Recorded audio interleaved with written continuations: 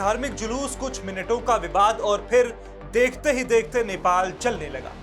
सड़कों पर आग, पत्थरबाजी, गोलीबारी, 3 लोगों की मौत, कई शहरों में कर्फ्यू और भारत नेपाल सीमा तक हाई लेवल अलर्ट। आखिर नेपाल में ऐसा क्या हुआ जिसने पूरे देश को हिलाकर रख दिया?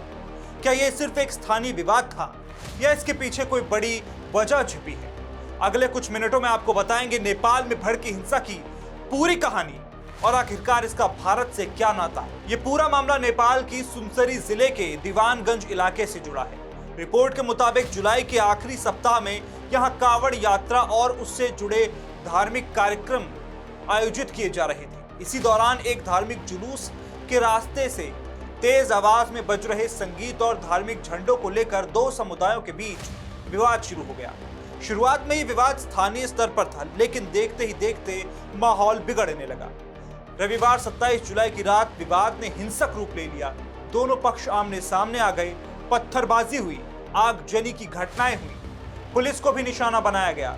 स्थिति नियंत्रण से बाहर जाती देख सुरक्षा बलों को तैनात किया गया। इसी दौरान गोलीबारी भी हुई। कुछ मीडिया रिपोर्ट्स के मुताबिक सुनसरी जिले में 2 लोगों की मौत हुई और कई लोग घायल हुए। बाद में हिंसा से जुड़े घटनाक्रम में तीसरी मौत सिराहा जिले में दर्ज की गई। कुल मृतकों की संख्या 3 बताई जा रही है। हिंसा की खबर फैलते ही प्रशासन ने कड़ा कदम उठाया। सुनसरी जिले के संवेदनशील इलाकों में अनिश्चितकालीन कर्फ्यू लगा दिया गया। लोगों की आवाजाही पर रोक लगा दी गई। बाजार बंद कराए गए। सुरक्षा बलों की अतिरिक्त कंपनियां तैनात की गईं। नेपाल पुलिस और बाकी सुरक्षा एजेंसियों ने फ्लैग मार्च शुरू किया ताकि हालात और न बिगड़े। फिर तनाव दूसरे जिलों तक कैसे पहुंचा, यह भी बड़ा सवाल है। सिर्फ सुनसरी तक मामला सीमित नहीं रहा। इसके बाद तनाव नेपाल के मधेश प्रांत के कुछ हिस्सों तक पहुंच गया। रिपोर्ट्स के मुताबिक सिराहा जिले में भी हिंसा और तनाव की घटनाएं सामने आई। इसी दौरान एक और व्यक्ति की मौत की पुष्टि हुई। हालातों को देखते हुए कई इलाकों में सुरक्षा और बढ़ा दी गई। इसके साथ साथ कर्फ्यू का दायरा विस्तारित किया गया।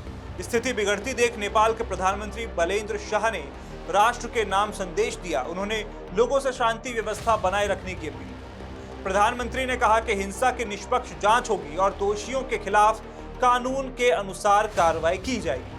नेपाल के गृह मंत्री ने मृतकों के परिजनों से मुलाकात की और सरकारी राहत देने की घोषणा की। चूंकि हिंसा भारत नेपाल सीमा से लगे इलाके में हुई, इसीलिए इसका असर भारतीय सीमा पर भी दिखाई दिया। बिहार के मधुबन समेत सीमावर्ती इलाकों में सुरक्षा बढ़ा दी गई। भारतीय सुरक्षा एजेंसियों और स्थानीय प्रशासन को सतर्क रहने के निर्देश दिए गए ताकि नेपाल की स्थिति का असर भारत सीमा पर न पड़े। कई और मीडिया रिपोर्ट्स के मुताबिक यह हिंसा केवल एक दिन की घटना नहीं थी। स्थानीय स्तर पर तनाव धीरे धीरे बढ़ा और फिर एक छोटी सी शुरुआत बड़े सांप्रदायिक टकराव में बदल गई। एक मीडिया रिपोर्ट में बताया गया है कि प्रशासन के सामने सबसे बड़ी चुनौती हिंसा को अन्य इलाकों में फैलने से रोकना और दोनों समुदायों के बीच भरोसा बहाल करना था। इस रिपोर्ट में स्थानीय लोगों, प्रशासन और सुरक्षा व्यवस्था के नजरिए को भी शामिल किया गया है। ताजा रिपोर्ट्स के मुताबिक कई संवेदनशील इलाकों में कर्फ्यू लागू रहा। भारी संख्या में पुलिस और सुरक्षा बलों की तैनाती जारी है। प्रशासन लगातार स्थिति पर नजर बनाए हुए है। सरकार ने निष्पक्ष जांच और दोषियों पर कार्रवाई का भरोसा दिया है। हालांकि हालात पहले की तुलना में शांत है, लेकिन प्रशासन अभी भी पूरी तरह सतर्क है। नेपाल में हुई यह हिंसा केवल कानून व्यवस्था की चुनौती नहीं बल्कि सामाजिक सौहार्द की भी बड़ी परीक्षा बन गई है। आने वाले दिनों में जांच में क्या निष्कर्ष निकलता है, हिंसा के लिए जिम्मेदार लोगों पर क्या कार्रवाई होती है और क्या नेपाल पहले की तरह सामान्य स्थिति में लौट पाता है, इन सभी सवालों पर पूरे दक्षिण एशिया की नजर बनी हुई है। फिलहाल सबसे जरूरी बात यह कि आधिकारिक जांच पूरे होने तक किसी भी अपुष्ट दावे या सोशल मीडिया पर वायरल सामग्री को तथ्य मानने से बचा जाए। साथ ही भारत ने भी इस पूरे मामले पर अपनी नजर बनाए हुई है ताकि ऐसी स्थिति भारत में पैदा ना हो।